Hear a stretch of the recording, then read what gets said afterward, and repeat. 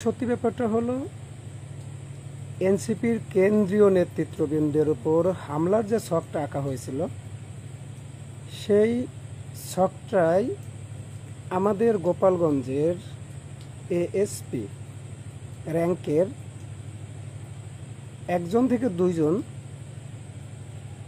আমার সোর্সের দেওয়া তথ্যের সাথে মিলিয়ে দেখলাম যে শতভাগ মিলে যাচ্ছে।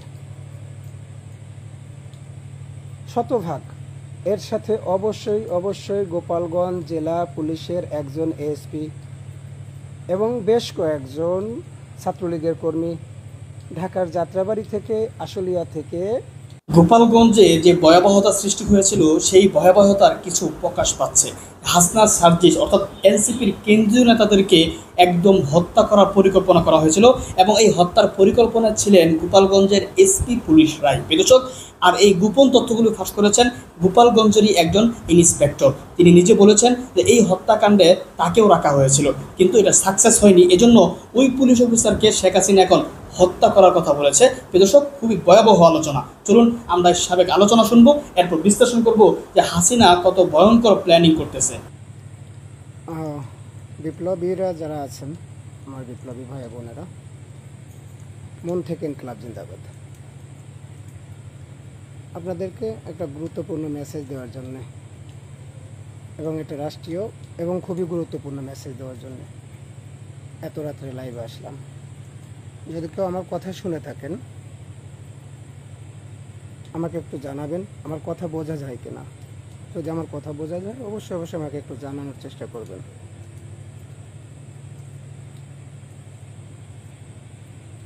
যে মেসেজটার জন্য আপনারা দীর্ঘদিন এই গোপালগঞ্জে ঘটে যাওয়া যে একটা একেবারে সাজানো গোছানো খুব সুন্দর একটা নাটক আমলিগের সান্ডা পান্ডারা যেটা মঞ্চস্থ করলেন, এটার একটা খুবই গুরুত্বপূর্ণ দিক, যে গুরুত্বপূর্ণ দিকটা আসলে কেউ জানেই না, কাউকেই জানতে দেওয়া হয় নাই।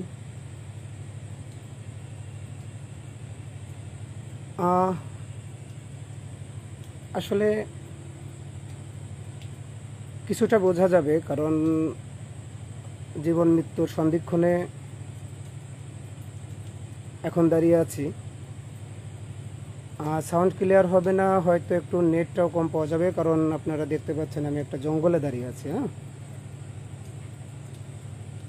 আর এখানে আমাদেরকে কেউ একবার জিজ্ঞাসা করছিলেন যে আমি কেন প্রশাসনের কাছ থেকে সহযোগিতা নিচ্ছি না, কিংবা প্রশাসনের কাছ থেকে আমি কী কারণে নিরাপত্তা নিচ্ছি না। সবথেকে সত্যি ব্যাপারটা হলো এনসিপির কেন্দ্রীয় নেতৃত্ববৃন্দের উপর হামলার যে ছকটা আঁকা হয়েছিল সেই ছকটাই আমাদের গোপালগঞ্জের এএসপি র্যাঙ্কের একজন থেকে দুইজন এনারাও জড়িত ছিলেন। আমি এখন যেখানে আছি সেখানে লোকেশন ট্র্যাক করার জন্যে আমার ধারণা তারা আমলিকে এবং ছাত্রলীগকে সহযোগিতা করবেন, যার কারণে আমার এখনও মনে হয় নাই কিংবা কখনো বিশ্বাস করতেই কষ্ট হচ্ছে যে আমি আসলে প্রশাসনের কাছে, বিশেষ করে গোপালগঞ্জের প্রশাসনের কাছে আমার লোকেশন বললে আমি নিরাপদে থাকব।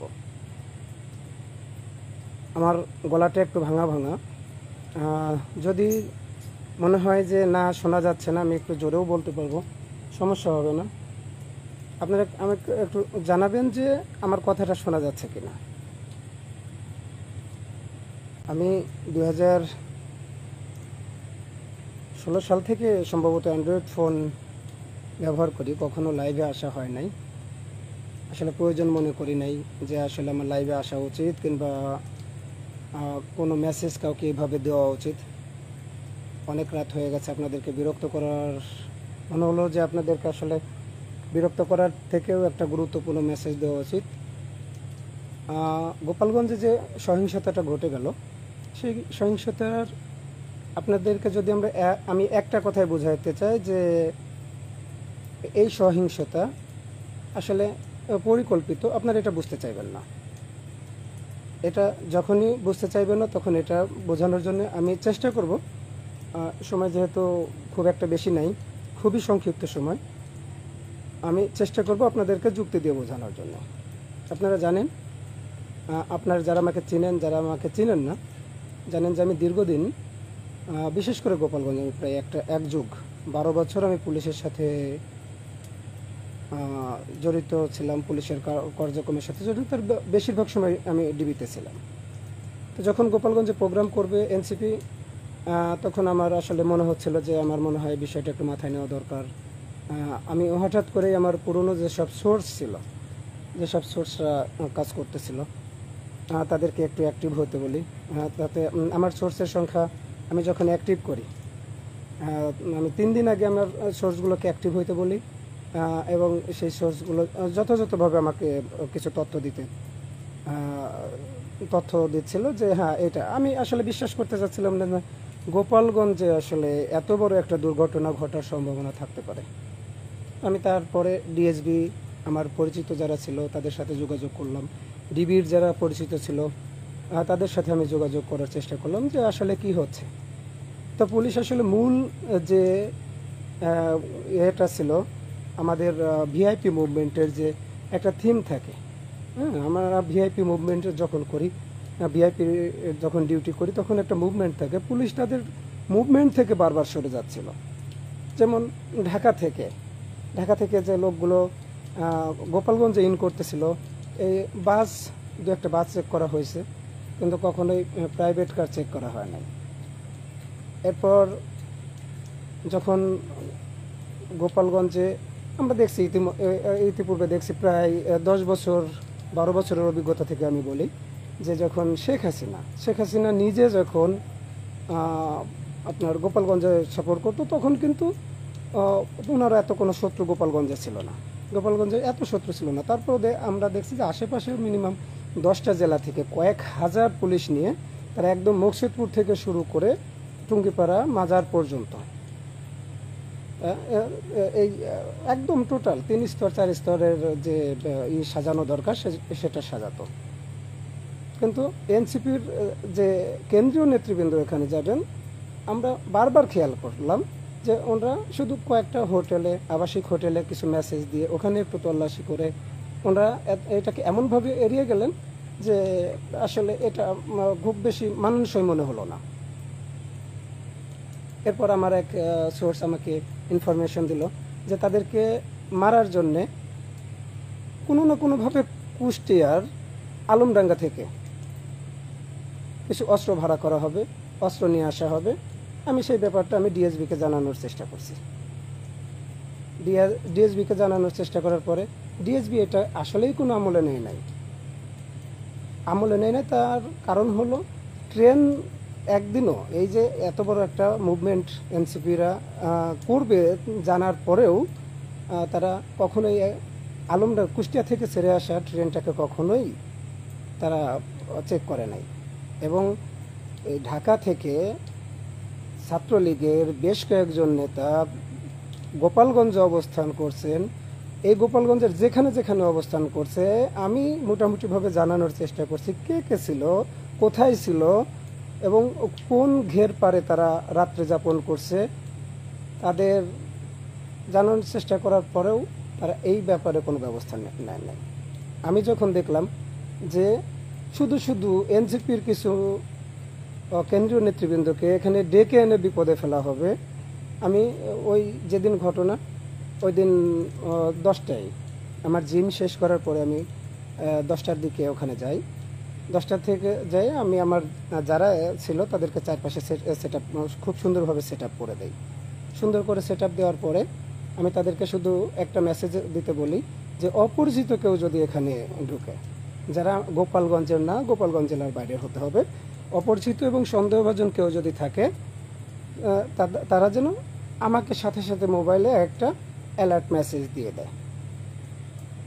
তো আমি ওখানে যখন বসেছিলাম তখন একটা জিনিস খুব ভালোভাবে খেয়াল করছি, তখন বেশ কয়েকবার বৃষ্টি হচ্ছিল।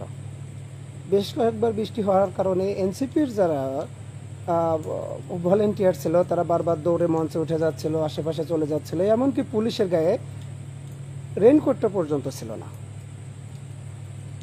পুলিশ তখন রেনকোটটা পর্যন্ত এ করে না। আর সব থেকে সন্দেহ তখনই তৈরি হচ্ছিল যখন পুলিশ মঞ্চের কেবলই বাম পাশে, একদম মঞ্চের কেবলই বাম পাশে যে মহিলা কলেজটা আছে, মহিলা কলেজের সরু একটা ব্রিজ আছে, ওই ব্রিজটা বারবার ছেড়ে দিচ্ছিল। ওই ব্রিজ ছেড়ে দেওয়ার কারণে কি হচ্ছিল যে ওই জায়গাটা বারবার অনিরাপদ হয়ে যাচ্ছিল। আমি পুলিশকে জানানোর চেষ্টা করছি, পুলিশকে বারবার বলার চেষ্টা করছি, কিন্তু ওই অনিরাপদ জায়গাতে নিরস্ত্র অবস্থায়ও শেষ পর্যন্ত 2 জন পুলিশে ছিল না। এনসিপির যারা গোপালগঞ্জের নেতৃবৃন্দ ছিল তাদেরকে আমি মঞ্চে উঠে তাদেরকে একটাবার সতর্ক করলাম যে ভাই এরকম হতে পারে, আমার কাছে গুরুত্বপূর্ণ কিছু তথ্য আছে এবং সেই তথ্যের সাথে এই যে কার্যক্রমগুলো পুলিশের যে উদাসীনতাগুলো আছে এগুলো মিলে যাচ্ছে।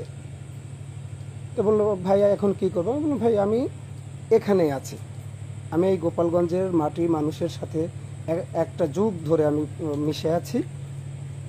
আমি জানি যে এখানে কে কি করবে, কে কি করতে পারবে না।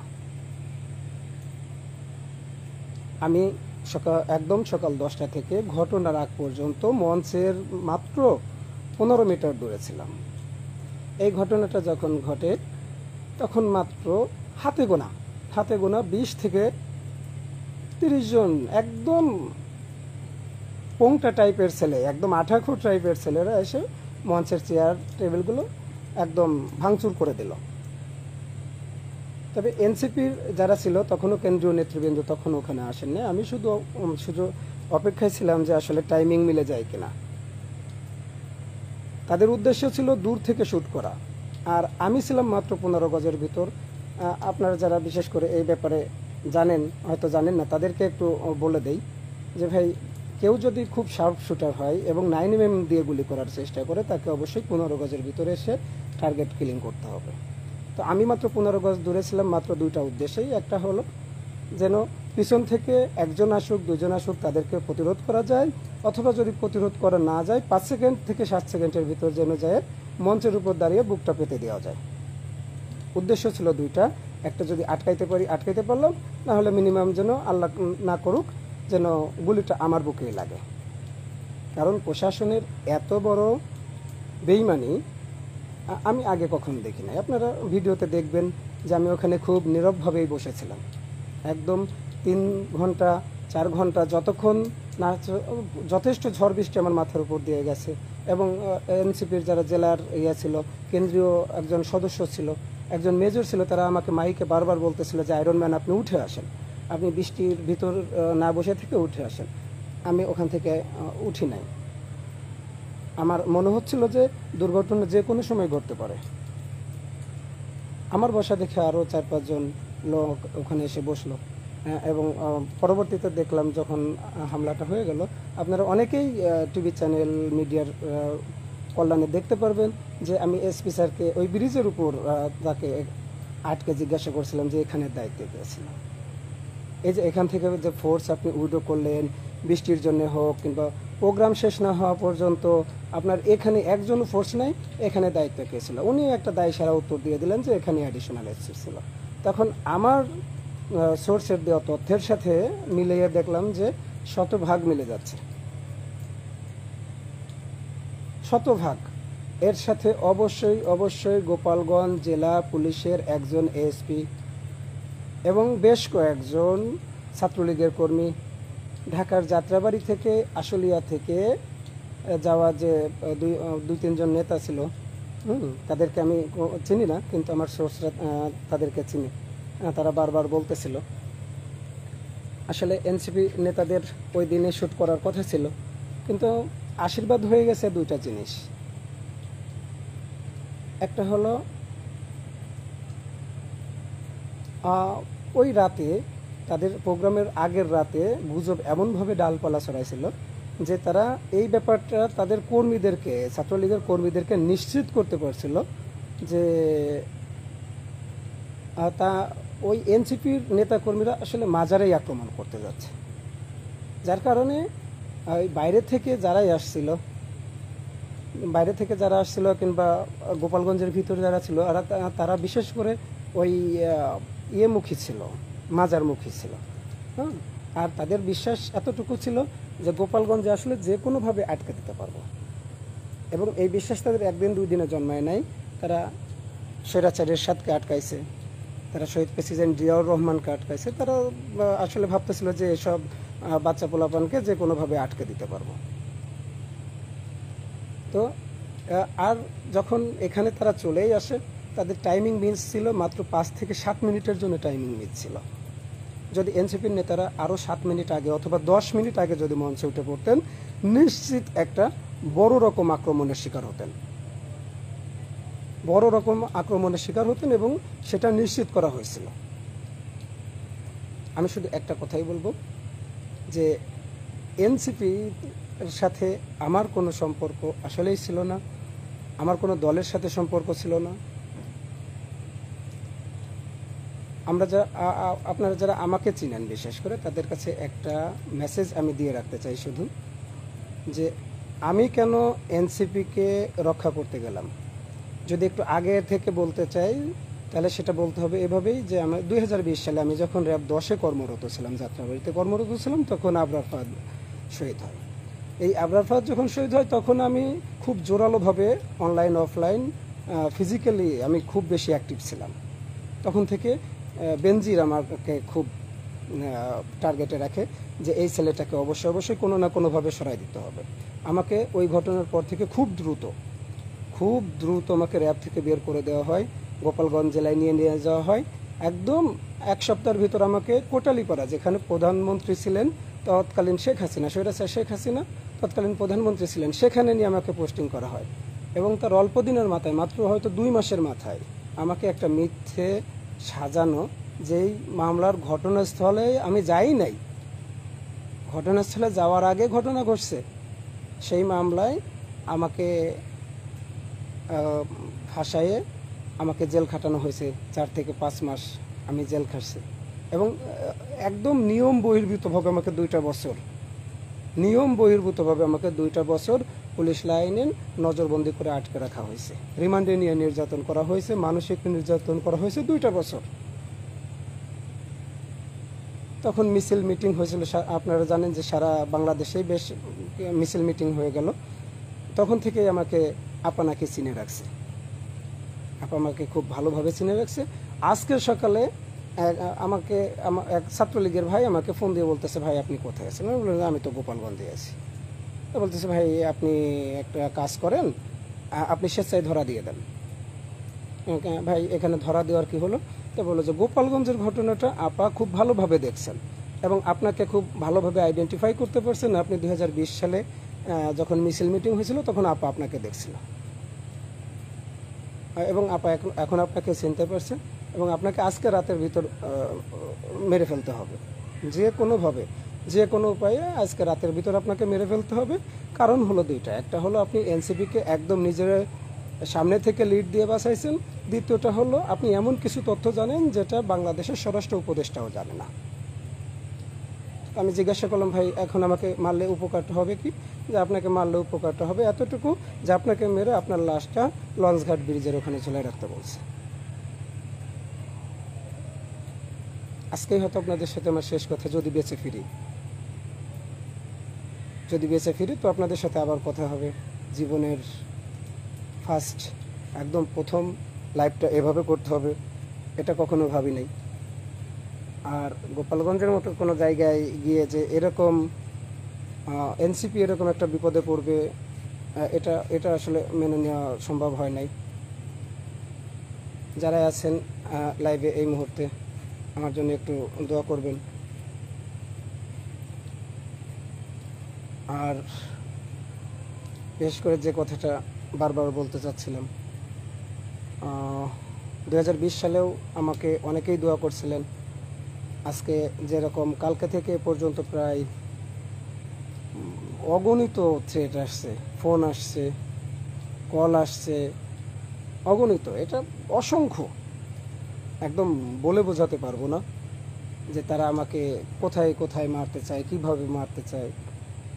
তো আসলে এইগুলো নিয়ে ভয় পাওয়ার কিছু নাই, কারণ গোপালগঞ্জে কে কোথায় মরবে, কিভাবে মরবে, এটাও উপরআল্লাহ সেট করে রাখে। আর আপনারা 2020 সালে আমার পাশে যারা ছিলেন তারা আমার জন্য দোয়া করছিলেন। শুধু একটা বিষয় আপনাদেরকে মনে করে দিই, যে আপনাদের দোয়াটা আমার খুব দরকার এই মুহূর্তে দোয়াটা খুব দরকার। কারণ আমি এখন একদম বাঘের ডোরায় আটকে গেছি। তো এটা আসলে ভয় পাচ্ছি না এই কারণে, আসলে আমাকেও যারা মারার জন্য আসে তারাও আমাকে চেনে না। যারা আমাকে মারতে চায় তারাও আমাকে চেনে না। আর যারা এই যে ফেসবুকে একটু ধমকি টমকি দিচ্ছে, এরা আসলে জানে না শামীমকে। যদি জানতো, হয়তো দূর থেকে হুমকি ধামকি দিচ্ছে। গোপালগঞ্জে আমি বের হয়েছিলাম, কিছুক্ষণ আগে বের হয়েছিলাম, যে দেখি আসলে আমাকে কে কে দেখতে চায়, কে কে মারতে চায়।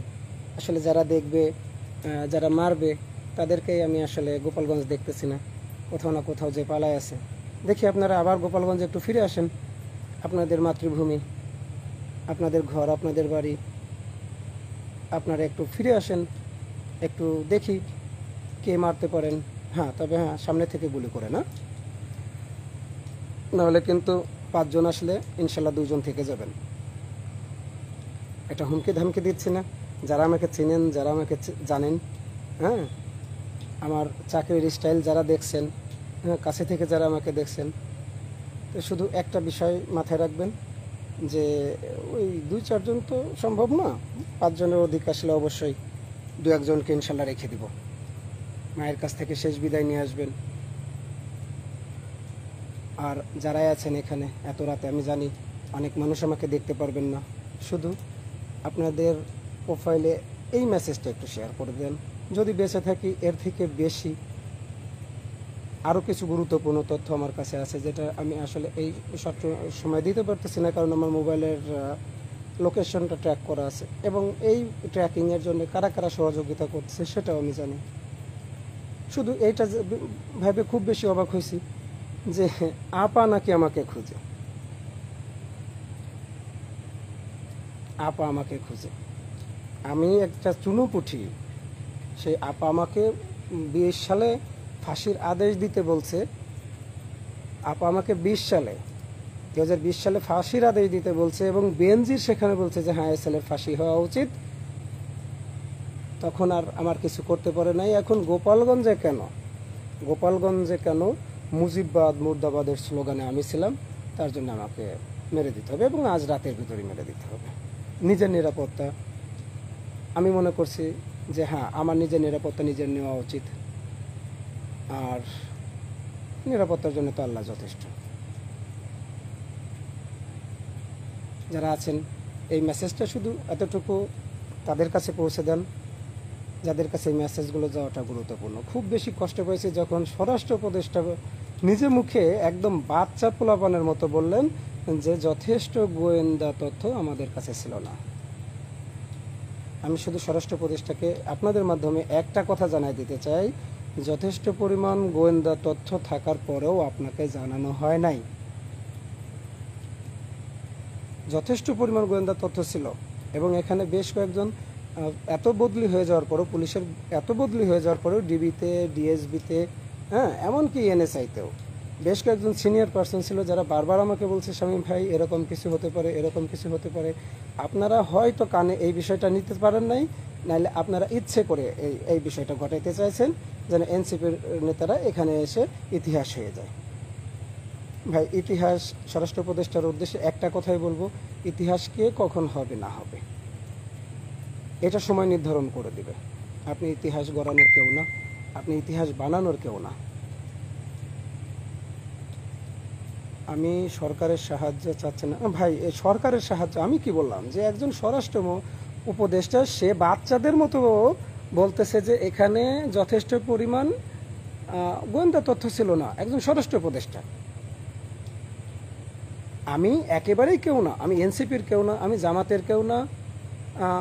হ্যাঁ ভাই, শেয়ার করবেন, অবশ্যই শেয়ার করুন। আমি এই যে এখন যারা আছেন এত রাতে, আমি জানি যে সবাইকে পাবো না, যারাই আমাকে ভালোবাসেন, এই 100 জন 101 জন, এরাই একটু শেয়ার করে শুধু উচ্চ পর্যায় পর্যন্ত একটু এই মেসেজটা পৌঁছে দেন, যে এনসিপির যারা ছিল তাদেরকে অবশ্যই ফাঁদে ফেলার জন্য, তাদেরকে অবশ্যই শ্যুট করার জন্য। বারবার পুলিশ ক্লিয়ারেন্স নেওয়ার পরেও পুলিশ সেখানে একেবারেই ইনঅ্যাক্টিভ ছিল, একেবারেই। আমি কাউকেই অনগার্ড পজিশনে পাই নাই। আমি দীর্ঘদিন পুলিশের চাকরি করে লজ্জা হয় বলতে যে যেখানে একজন পুলিশ দাঁড়ায় থাকলে এই সভা সমাবেশ ঠেকায় রাখা যায়। কতজন লোক ছিল? আমাদের খালের ওই পারে মাত্র 200 থেকে 250 লোক ছিল, এদিকে রাস্তার এর পাশে মাত্র 150 থেকে 200 লোক ছিল। এরা সবাই একদম সাধারণ জনগণ ছিল, তারা কেউ মারামারি করতে যায় না ওখানে। আমি শুধু একটা জিনিস, এই যে বললেন যে সরকারের কেন সহযোগিতা যাচ্ছে না, ভাই আমি দীর্ঘদিন পুলিশের চাকরি করছি, আমি এত বেশরম, এত ইনঅ্যাক্টিভ পুলিশ গোপালগঞ্জে এখন যারা আছে আমি দেখি নাই। আমি দেখি নাই। আমার নিজেকে পুলিশ বলতে মানে আমি এখন নিজেকে পুলিশ পরিচয় কখনোই দিই না, চাকরি চলে গেছে তো অনেক আগে। সরকারের কিভাবে সহযোগিতা নেবেন বলেন? এই যে আমার পিছনে যা দেখতে পাচ্ছেন, হ্যাঁ, এইটা হলো আমার এত রাতের একটা অবস্থান। আমি রাত্রে এখন বাগানের ভিতরে এসে দাঁড়ায় আছি, কারণ আমি গোপালগঞ্জ থেকে বেরও হতে পারতেছি না, কারণ এখানে 144 ধারা জারি করা আছে। এবং আমি সরকারকেও জানাইতে পারতেছি না, কারণ যেখানে এসপি নিজে নিরাপদ না, ডিসি নিজে নিরাপদ না, এনসিপির কেন্দ্রীয় নেতৃবৃন্দ নিরাপদ না। ভাই এখানে আপনি কেন কিভাবে বলেন যে আসলে সরকার আমাকে হেল্প করবে? দেখেন, আমি আপনাদেরকে একটা বিষয় আবারও বলি, এটা বাংলাদেশটা আমার, এই বাংলাদেশটা আপনার। আপনি ভিন্ন মত রাখতেই পারেন, কিন্তু ভিন্ন মতের কেউ ঘোষণা দিয়ে গোপালগঞ্জে প্রোগ্রাম করতে পারবে না, এবং সেটাকে ইতিহাস ধরে টান দিচ্ছেন আপনি, যে শহীদ প্রেসিডেন্ট জিয়াউর রহমান করতে পারে নাই, ভাই এরশাদরে করতে দেই নাই, ওই তারেক জিয়া রহমান সাহেব আসছিল পলায় একদিন জিয়ারত করে গেছে। ভাই আবারও আপনাদেরকে একটা কথা স্মরণ করাই দিই, আমি একদম নিতান্তই ছোট একজন জুলাই যোদ্ধা, একদম ছোট্ট একজন জুলাই যোদ্ধা। আমার বুকের ভিতর যতটুকু ফুলকি আমি ধারণ করে রাখি, এটাতে ভয় দেখায় লাভ নাই। আমরা যারা বিশেষ করে ছোটখাটো আন্দোলনের সাথে জড়িত, ভয় তো ছেড়ে দিছি 2020 সালে যখন বিনা অপরাধে জেল খাটছি, ভয় তো ছেড়ে দিছি যখন রিমান্ডে নিয়ে নির্যাতন করা হয়েছে, ভয় তো সেদিন ছেড়ে দিছি যখন 2 বছর পর্যন্ত পুলিশ লাইনে আটকে রেখে নির্যাতন করা হয়েছে। এই জন্য একটা ভাই, আপনি যে বলতেছেন আর্মির কাছে যান, একটা কথা বলি ভাই, গোপালগঞ্জের আর্মি হোক আর যেখানের আর্মি হোক, আর্মি নিরাপত্তার জন্য সেরা। কিন্তু একটা বিষয় নিশ্চিত থাকেন, এই আর্মি পুলিশিংয়ের সাথে খুব বেশি জড়িত না। আসলে এনরা ডিসিপ্লিন বুঝেন, কিন্তু কখনোই বুঝেন না যে আসলে পুলিশিং কিভাবে করতে হয়। এনাদেরকে পুলিশিং শেখানো হয় নাই। আমি যখন র্যাবে একটু কাজ করতাম, র্যাবে আমি প্রায় 2.5 বছর থেকে 3 বছর ছিলাম, তখন আমি দেখছি যে আসলে ওনারা পুলিশিংটা খুব কম বুঝেন, ডিসিপ্লিনটা খুব ভালো বুঝেন, পুলিশিংটা কম বুঝেন। কিন্তু র্যাবে এসে ওরা খুব ভালো বুঝে যান, কারণ পুলিশের যত অফিসার আছে সবাই ওনাদেরকে একদম আন্তরিকভাবে সহযোগিতা করেন। গোপালগঞ্জ থেকে কেন আওয়ামী লীগের বিরুদ্ধে, ছাত্রলীগের বিরুদ্ধে এখনও ব্যবস্থা নেওয়া গেল না, তার সব থেকে বড় কারণ হচ্ছে যে গোপালগঞ্জের পুলিশ কখনো আর্মিকে বিন্দু মাত্র সহযোগিতা করে নাই।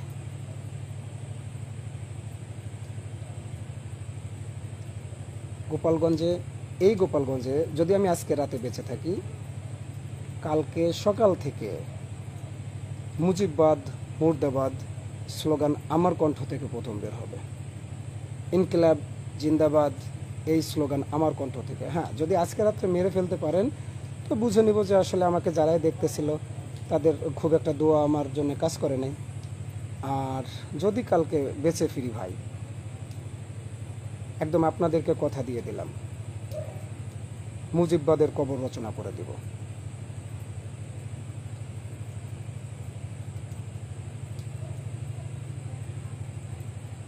আপনারা যারা আছেন, যারা মন থেকে ভালোবাসেন, যদি গোপালগঞ্জের যারা আছেন দেখতেছি, তাদেরকে আসলে এই বিষয়টা শেয়ার করা দরকার নেই। আপনাদের আসলে মনে একটু ভয় আছে, আবার আশঙ্কাও আছে। যাই হোক, আর যারা গোপালগঞ্জের বাইরে আছেন বিশেষ করে, তারা একটু এইটা শেয়ার করে দিবেন। লিটন মোল্লা, অবশ্যই ভাই একটু শেয়ার করে দিবেন, এবং অসংখ্যবার শেয়ার করে দিবেন, যেন এটা মিনিমাম স্বরাষ্ট্র উপদেষ্টা পর্যন্ত যায়।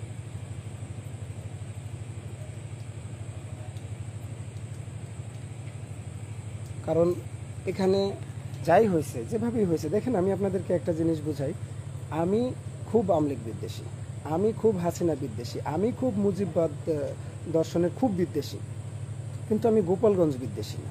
গোপালগঞ্জের রক্তের সাথে, মাটির সাথে, মাটির ঘ্রাণের সাথে আমার খুব ভালো সম্পর্ক। একটা যুগ সেখানে আমি খুব ভালোভাবে কাটাইছি। এবং আপনারা খেয়াল করবেন একটা জিনিস, যে যারাই ওখানে ওই দিন আহত হয়েছে, নিহত হয়েছে, যেভাবেই হয়েছে, এটাকে আটকানো যেত, অবশ্যই অবশ্যই অবশ্যই আটকানো যেত। পুলিশের উদাসীনতা শুধু এই মৃত্যু এবং আহতের কারণ হয়ে দাঁড়াইছে। হ্যাঁ, গোপালগঞ্জ গেলে পরে মানুষ যে একটু আন্দোলন দেখাবে, একটু সংগ্রাম দেখাবে, তাদের একেবারে হবে ভাই, সেটা দেখাবেই, এটা স্বাভাবিক ব্যাপার। কারণ গোপালগঞ্জের মানুষ ওই গাছপালা, ওই লতাপাতা, ওই গরু ছাগল ভাই মানুষ তো করে, এরা সবাই মিলেই আমলিগ করে। তারা যে ভাই একটু দেখাবে, সেটা তো স্বাভাবিক ব্যাপার। তো গোপালগঞ্জে ভাই একটা জিনিস আমি খুব ভালোভাবে খেয়াল করছি, যে দীর্ঘদিন শেখ সেলিম ক্ষমতায় থাকার কারণে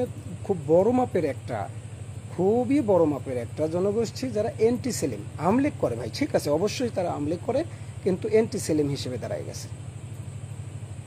এবং শেষের দিকে এসে এন্টি গাজী, লেখু গাজীর এরা আমাকে খুব ভালোবাসে ভাই। আমি গোপালগঞ্জের মানুষের বিরুদ্ধে না, জনমানুষের বিরুদ্ধে না, শুধু একটা কথা বলতে চাচ্ছি, যারা আপনারা উস্কানিতে পা দিলেন, যারা উস্কানিতে কান দিলেন, আগের রাতের গুজবে কান দিলেন, এই ক্ষতিটা আপনার হলো। একটা জিনিস আপনাদেরকে বলে রাখি, যে নেতা আপনাকে রেখে পালায়, যে নেতা তার পরিবারকে নিয়ে পালায়, ভাই সে আপনার নেতা হতে পারে না। আপনি আমাকে যেভাবেই সেটা দেখেন, গোপালগঞ্জের মানুষ, আমি আজকে থেকে 10 বছর আগে যাকে রিক্সা চালাইতে দেখছি, শেখ হাসিনা ক্ষমতায় থাকার 10 বছর পরেও তাকে রিক্সা চালাইতেই দেখছি। এবং গর্ব করে বলতেছি না, আমার কাছেও মাঝে মাঝে আসতে দেখছি, ভাই আমার এটা একটু প্রয়োজন, এটা একটু। ভাই আপনাদের ভাগ্যের পরিবর্তন কখনো হয় নাই, আপনারা তো ঠিক নিজেদের কাজই করে খাচ্ছেন। আপনারা নিজেদের কাজ করে খাচ্ছেন। শুধু একটা কথা মাথায় রাখবেন, কারোর উস্কানিতে এখন না এবং এর পরবর্তীতেও না। আপনার লিডার দেশে আসুক, আপনি রাজনীতি করেন, সমস্যা নেই। তখন মাথায় টুপি দিয়ে, হাতে তসবি নিয়ে আপা আপা আপা আপা করতে থাকেন, সারাদিন করতে থাকেন, আপনাকে কেউ আটকাবে না। শুধু সময় পাল্টাইছে, আপনাকে একটু মনে রাখতে হবে, সময় পাল্টাইছে। ছাত্রলীগকে, আওয়ামী লীগকে বাংলাদেশের প্রচলিত আইন দ্বারা নিষিদ্ধ করা হয়েছে। আপনি যদি বাংলাদেশের জনগণ হয়ে থাকেন, এই আইন আপনি মানতে বাধ্য, নাহলে আপনাকে বাধ্য করা হবে। আপনার যদি খুব বেশি আওয়ামী লীগ করতে মন চায়, আপনার যদি খুব বেশি ছাত্রলীগ করতে মন চায়, ভাই আপনি একটা আন্দোলন করেন, আওয়ামী লীগের জন্য জীবন দিয়ে দেন, খুব বেশি জীবন দিয়ে দেন। আপনার আপাকে দেশে ফিরাই আনেন, শেখ পরিবারের সবাইকে দেশে ফিরাই আনেন, নির্বাচনে অংশ নেন, ভাই আপনি আওয়ামী লীগ করেন, আমার কোনো সমস্যা নাই। তো এই দেশের কারোর কোনো সমস্যা নাই। আপনি আওয়ামী লীগের জন্য জীবন দিচ্ছেন, কোথায় দিচ্ছেন? একদম গোপালগঞ্জে বসে অকারণে দিচ্ছেন, অকারণে দিলেন। আর যারা আমাকে একটু দূর থেকে গালিগালাজ করতেছেন দেখতেছি, যে আসলে এগুলো করে লাভ নাই, আমি গোপালগঞ্জের মাটিতে দাঁড়ায় আছি। ভাই আপনি গোপালগঞ্জে চলে আসেন, আপনার নেত্রী নির্দেশ দিয়ে দিছে আজকে রাত্রের ভিতর আমাকে মেরে ফেলতে হবে। হ্যাঁ, সেটা আওয়ামী লীগের একদম উপর পর্যায় থেকে আমাকে জানানো হয়েছে। হ্যাঁ আছি, গোপালগঞ্জে আছি, গোপালগঞ্জের মাটি, হ্যাঁ একটু দূরে আছি, শুধু অপেক্ষায় আছি কে আসে, দেখি সকাল পর্যন্ত বেঁচে থাকি কিনা। 2020 সালেও বেঁচে ছিলাম,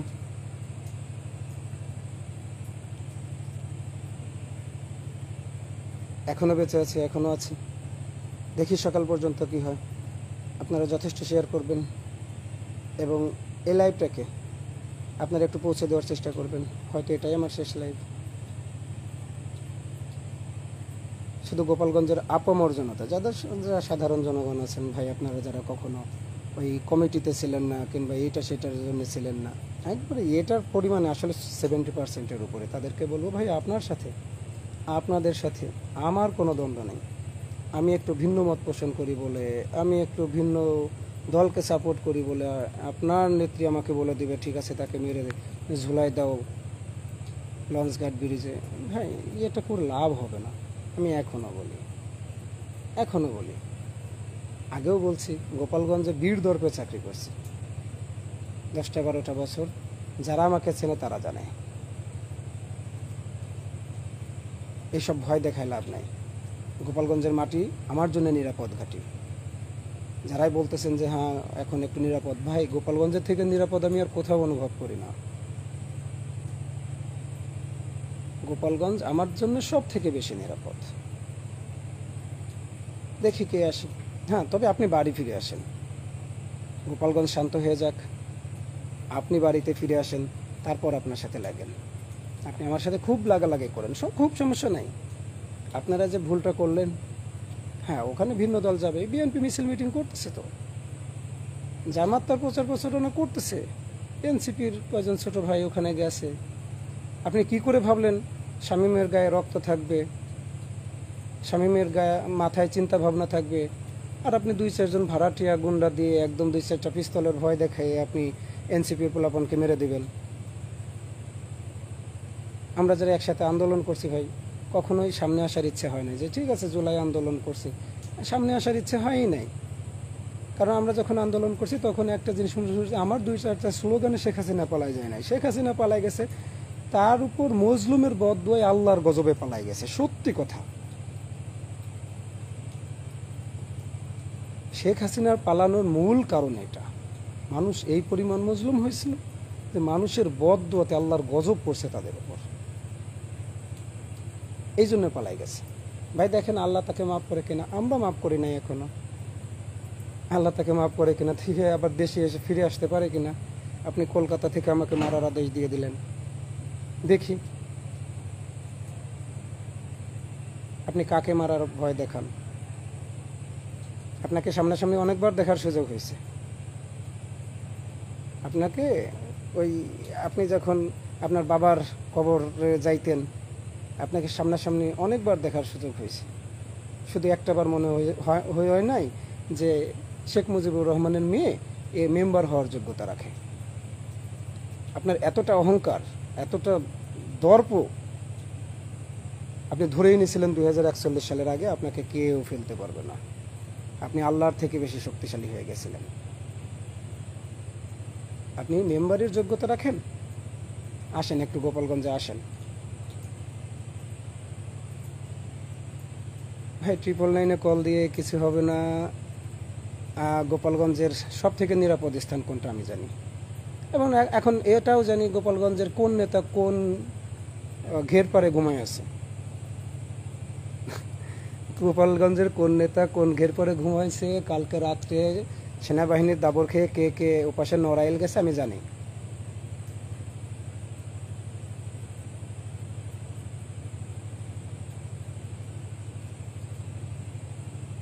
এই জন্য ভাই ভয় দেখায় লাভ নেই। আমি যদি আপা আবার এটা জানবে কিনা জানি না, যেহেতু প্রোপাগান্ডা আসলে লাইভে আসার উদ্দেশ্য ছিল প্রোপাগান্ডা খুব ছড়াচ্ছে। আমি আসলে ফেসবুকে এতটা অ্যাক্টিভ থাকি না, ফেসবুকে আমার অ্যাক্টিভ থাকা হয় না। আরে প্রোপাগান্ডা ছড়াচ্ছে, কেউ বলতেছে ভাই আপনি তো গণহত্যা করে ফেলছেন, কেউ বলতেছে আপনি সিআর ভাঙচুর করছেন, মঞ্চে আগুন দিচ্ছেন। ভাই একটা কথা বলেন, যদি আমাকে দেখে সাপ্রিস মনে হয় তাহলে বলেন যে ভাই আপনি চেয়ার আর ভাঙছেন, আর আপনার আমাকে দেখে যদি মনে হয় যে না আমি খুব বড় আগ্রাসী তাহলে আপনি আমাকে গণহত্যাকারী বলেন। সব কিছু এক জায়গায় জড়াই ফেলেন না। আমি সমাবেশ স্থলে ততক্ষণ ছিলাম যতক্ষণ আর্মি প্রোটেকশন দেয় নাই। আমার ভাইয়েরা যখন আর্মির প্রোটেকশনে চলে গেছে তখন আমি সমাবেশ স্থল থেকে চলে আসছিলাম। আমার দায়িত্ব ছিল ঠিক ততক্ষণ যতক্ষণ পুলিশ অবহেলা করতেছে, আর্মি প্রোটেকশনে না আসতেছে। আপনাদের সাথে যদি সকাল পর্যন্ত বেঁচে থাকি, এখানে বেশিক্ষণ দাঁড়ায় থাকা রিস্ক। আমার এই জায়গাটা চেঞ্জ করতে হবে, হয়তো অন্য জায়গায় গিয়ে আলো পাবো না। সকাল পর্যন্ত বেঁচে থাকলে এই যে প্রোগ্রামটা, এটাকে নস্যাৎ করার জন্যে, এনসিপির লিডারদেরকে মারার জন্যে কে কে কোথায় কোথায় কীভাবে ষড়যন্ত্র করছে প্রত্যেকটা বিষয় আপনাদেরকে জানাই দিব যদি বেঁচে থাকি। আর যদি বেঁচে না থাকি, শুধু একটা জিনিস মাথায় রাখবেন, গোপালগঞ্জের বেশ কিছু ছাত্রলীগ বেশ কিছু আওয়ামী লীগ, ঢাকা থেকে কিছু ভাড়াটিয়া, ছাত্রলীগের লোকজন, এবং এদেরকে মারার জন্য শুধু আমি আপনাদেরকে কিছু সূত্র দিয়ে দেই। এদেরকে মারার জন্য ট্রেনে করে কুষ্টিয়ার আলমডাঙ্গা থেকে বেশ কিছু অস্ত্র আনা হয়েছিল, যেটা পুলিশ জানে কি জানে না সেটা আমি জানি না। মাজারের ওখানে 4 জন ছিল, 2 জনের বেশি ছিল প্রোগ্রামের এই জায়গায়, এই সদরে। হ্যাঁ, তবে একটা জিনিস মাথায় রাখতে হবে, যদি কেউ সততার সাথে থাকে, কেউ তাকে মারতে পারবে না, কেউ পারবে না। আপনি চেষ্টা করে যান। আমি মানুষের ভালোবাসায় থাকি, দেখি কি হয়।